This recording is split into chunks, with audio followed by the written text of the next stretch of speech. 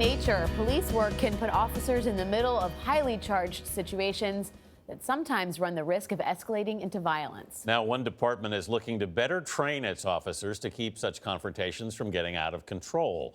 From Milwaukee, Dean Reynolds has the story. Y'all put me in handcuffs. The same goes on all the time.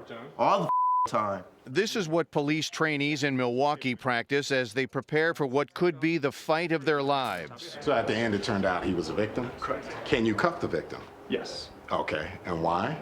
For safety. For safety, exactly. Addressing bias and dealing with communities always sensitive to it is a consequence of many highly charged confrontations that have forced officers into court. Be careful not to get sucked into what they're calling about. Listen to the approach of police trainer Rondone Powell. If a person that live in the neighborhood call in saying there's a black person sitting in a car outside my house, are you going to be sucked into this person's bias?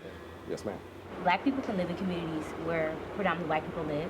So are you going to stop every person who, is opposite of what that community demographically looks like? Be aware of your biases, but also be aware that part of the employment here is to investigate things that are out of the norm. I grew up in a neighborhood in the inner city of Milwaukee where police and community relations was not good at all. And I found out that there's certain things that I viewed when I was a kid that really wasn't true. And as I became more of an experienced police officer, I began to obtain a desire to come to the academy and teach recruits. Bias-based actions really impact the community and your department. I think in the last 5 years, what we've seen is a great deal more attention being paid to what's called de-escalation skills. Milwaukee Police Chief Edward Flynn. It won't always work, but we do want to give them those skills so that they have time to employ it. We do our very, very best not to fight with people. We don't want to go hands-on. Stacy Steen has been instructing recruits here for 5 years. Ideally, we want, as police officers, to gain your cooperation through words. Milwaukee Police!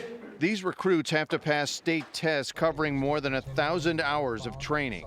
Start at the top, work your way down. There's no other occupation in government, none, including the military, that puts so much responsibility on the shoulders of the lowest ranking member of the organization. Let go of my gun! Get back! Angela Klinker and Lorenzo Maholmes are two of those recruits. Why are you doing this now? Well, because I live here in Milwaukee and I plan on living here throughout the rest of my life, so why wouldn't I want to be in the forefront of doing something good for the city? Did he come in through this door or through that door? If you come into contact with somebody and you treat them with respect and you treat them like you'd want to be treated, I think that can go a long way towards kind of building trust between the community and the police department. I don't got to say anything. We've talked enough. Yes, ma'am. And as these recruits cross the stage to being officers, one final reminder from their chief. No matter how many scenario-based training you do, no matter how many skill sets you do, sooner or later they are applying this in a dynamic, stressful, ambiguous set of circumstances, and that's the true test. And that's when character takes over. For CBS This Morning Saturday, Dean Reynolds, Milwaukee. So interesting what they're doing there. That first moment when you come in contact, those are really critical moments. Yeah. And that's when a lot happens that can set it on one course or another. Yeah, precisely.